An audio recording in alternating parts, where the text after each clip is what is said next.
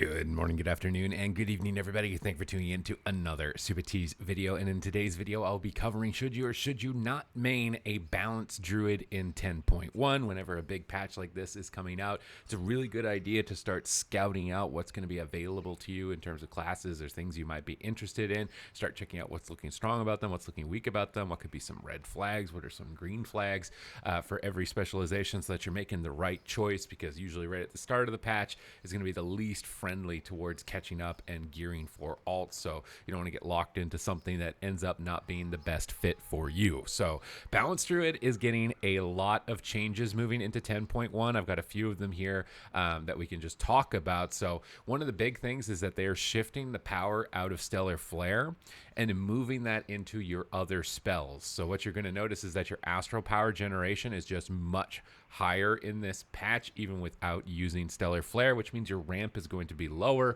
which is really good for you in situations like Mythic Plus or in PvP, where you want to try and get up to your maximum burst window as soon as possible. It still does seem like Lunar Eclipse, at least when it comes to PvE, is going to be the main priority. It's just outpacing Solar Eclipse. Wrath damage is still kind of very on the low end for single targets, so avoiding Wrath as a casted spell is likely going to be the case yet again.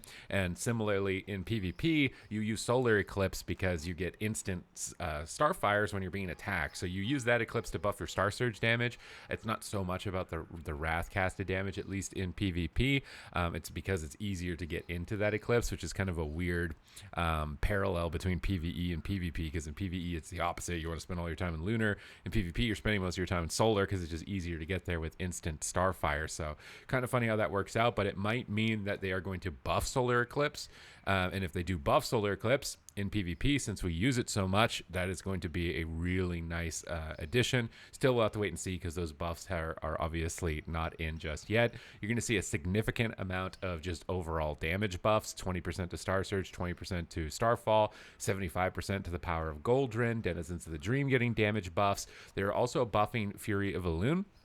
And they are also buffing New Moon, Half Moon, and Full Moon. Through my experimentations with Full Moon, it's still really frustrating to use. They are also buffing health, basically by a huge amount. You're going to have a massive increase of health when it comes to PvP, and because of that, burst damage is probably going to be a lot less desirable. It's going to be more about sustained damage and being durable in a fight. So it's my expectation that Full Moon is probably not going to be well suited. But the Fury of Elune damage buff was pretty noticeable throughout my games, and the extra cooldown reduction to get more astral power was nice, due to the fact that we're losing our current set bonuses from the previous season, and we are getting new set bonuses, which is going to be 20% increased damage to Sunfire, Moonfire, and Shooting Stars. Do note that I did see some interesting kind of fishing going on, that set bonuses may be reduced in PvP by 50%. So this is still 10% increased damage on Moonfire, Shooting Stars, and Sunfire, which is still pretty substantial.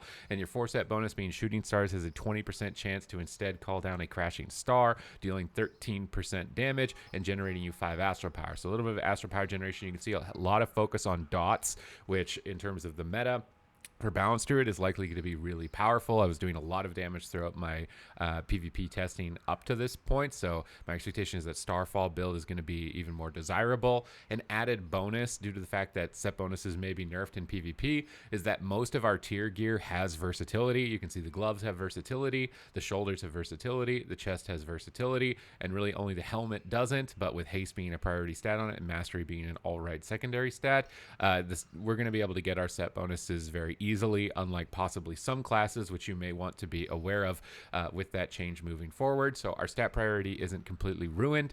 We're getting some nice powerful set bonuses for our utility. We're getting an overall increase to our damage and reduction in our ramp, which is really going to help our overall viability. It's going to make us really strong and powerful.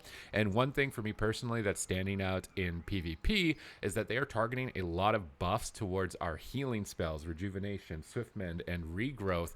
And they've also come out with a new honor talent, or I should say they've upped the ante here with this one: Master Shapeshifter. Rejuvenation and Swift Mend heal for 30% more and will generate you 8 astral power.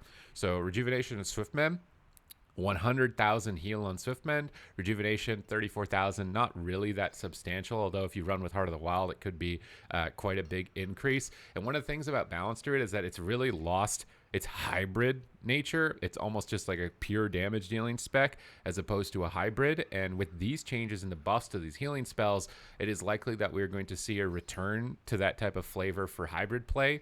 As I was just running around out here, and you can see my Astral Power bar. If I just spend all of my Astral Power, I can reload it with Rejuve while I'm running behind a pillar or trying to retreat away from my allies. One major downside is that you do lose Balance Druid form, so you would only be really doing this when you're running behind the pillar.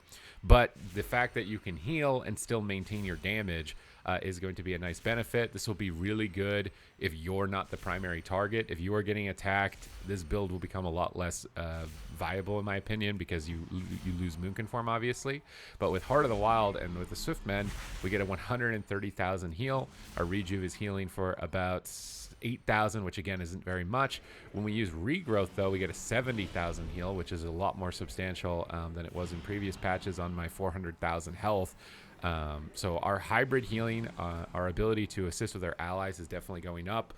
The only main problem with that is that our honor talents are pretty highly contested, right? We have Alkin Adapt for fast cyclones. If we're running the Starfall build, we have Starburst to call down Starfall bombs from the sky that blow people up. We've got High Winds, which can reduce damage and healing from enemies. We've got Thorns, which can add more damage to our allies. We've got the new talent Dying Stars, which has been updated, so if enemies dispel our dots, they'll take 15% more damage from those dots. So if a healer dispels and they're dotted up, they're taking 15% more damage from the dots on them.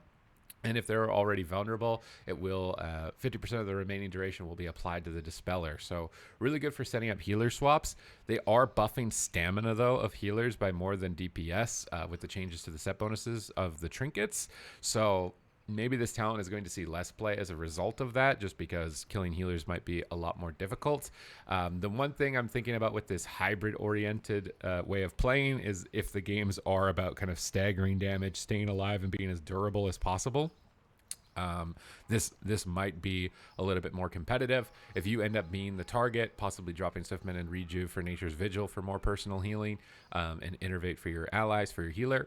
But I was really enjoying Balance Druid so far with my testing. It appears to be very strong. It's my expectation that it'll be strong, across the board in the game. And with the slowing down of burst damage, probably going to be seeing a shift, if it isn't already like this in the current patch, from single target to AoE, although I will have to test it out more to see how the single target does perform since the stamina increases, to see if it is viable or not to still be focused on that.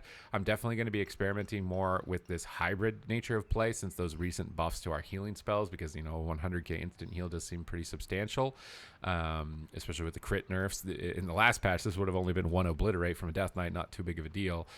Maybe it is still not too big of a deal, but one thing that I want to keep my eyes on, because it seems like they are trying to get that play style back into Balance Druid, get that play style return to it, which is something that it has lost. So there are some new and exciting things to check out. There are improvements and tweaks made to the class in 10.1 that make me believe that it's going to be a strong spec. It's already a pretty strong spec in 10.0.7. So with these improvements and these added additions and things to check out, if you're a Balance Druid player, somebody's interested in it, I would definitely recommend it even at this point. So I hope that this video has shown you something new and exciting for the specialization, got you interested in checking it out, or possibly just continuing your current level of excitement for the specialization from the last patch moving into this one. Other than that, thank you very much for watching the video. I will catch you in the next one.